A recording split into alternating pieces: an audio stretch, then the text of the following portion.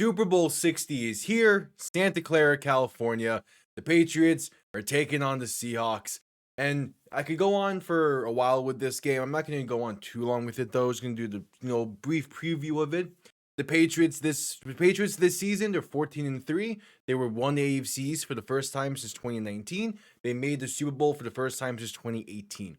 The entirety of these playoffs though is looking like a pretty different team than they did during the regular season. Their stock says because they're going against better defenses than they did in the regular season. Maybe just as a whole are feeling that inexperiences in the playoffs. But nonetheless, they find themselves back in the Super Bowl, and that's impressive. That's impressive either way you want to split it. Though again, during the playoffs, they have now looked like quite the same team. Their defense is still playing incredibly well. They're forcing turnovers. They're making things really difficult for opposing offenses. And that's what you really want.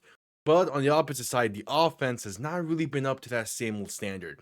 Of teams who have played in each of the first three rounds of the playoffs, the Patriots have scored the least amount of points. They have also then made a Super Bowl appearance. They've only scored 54 points in the playoffs so far. That is less than the 2000 Ravens and less than the 2007 Giants. Now, both of those two teams did go on to win the Super Bowl that year. So it's a stat, but you can really take that either way you want to look at it. The Patriots, though, I'm excited to see how they play. I'm excited to see how Drake May plays. He kind of not necessarily proved to me in that game against Denver. I was kind of expecting a bit more out of him even before the blizzard. Only 86 passing yards in the AFC Championship game is not a great sign, and he was looking lost out there throughout the majority of it, even before the blizzard. Because now he's going against a really good defense once again in the Seattle Seahawks. They're back in the Super Bowl for the first time since 2014 when they lost to the Patriots. And they have been kind of the opposite side of the coin that the Patriots have been in these playoffs. They have played really well. They have been really taking it to two really good teams in the 49ers and the Rams. They have been scoring a ton of points. The defense struggled a bit against the Rams, but that was also the case during the regular season. So I'm not putting too much weight into it.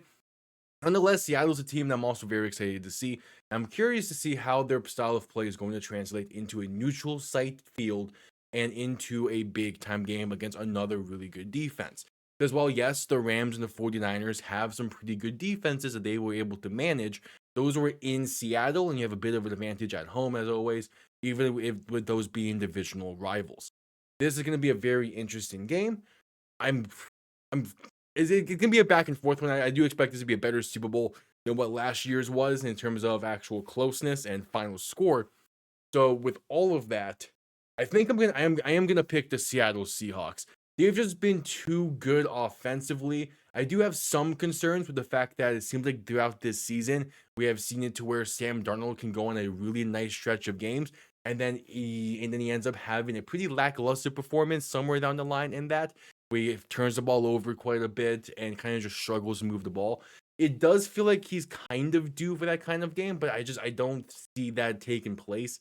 Maybe that would be something we see next year with him. But I think Seattle has worked too hard to get to this moment to then be able to not fall back onto what's got them here, which is also a really damn good run game with Kenneth Walker. And even with Zach Charbonnet not playing in this one, they still have Kenneth Walker, a really damn good back. They can still use Rashid Shaheed out the backfield with how versatile he is as just a playmaker on special teams, on offense, and any way you want. Rashid Shaheed is going to make a play in this game, and special teams is going to be a massive focal point in this game. Both the Patriots and the Seahawks really emphasize good special teams plays, but in two kind of different ways. And for the Patriots, is more so kind of just that special teams coverage, and for the Seahawks is the potential breakaway plays they can make on special teams with Rashid Shaheed. The big reason why New England's in this game is because of a blocked field goal.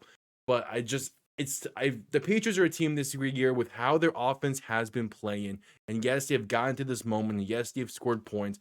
It's not what you want from a Super Bowl caliber offense. Not being able to put up 60 points throughout 3 playoff games is a very rough look. But obviously, there's some good things behind it. We'll see. But at the end of the day, I do have the Seattle Seahawks winning Super Bowl 60. And I appreciate everyone tuning in. I'll see you all for the Super Bowl. I'll be live on Super Bowl Sunday for it, doing a live play-by-play like I always do. And then soon as Super Bowl ends, that very next Tuesday is going to be beginning the free agency as well as the draft coverage throughout the next few weeks as we get closer to the draft and free agency as well as closer to the UFL season. Hope to see you all there. Again, subscribe if you're new. It's greatly appreciated. See you all next time. Have yourselves a damn good one. Peace.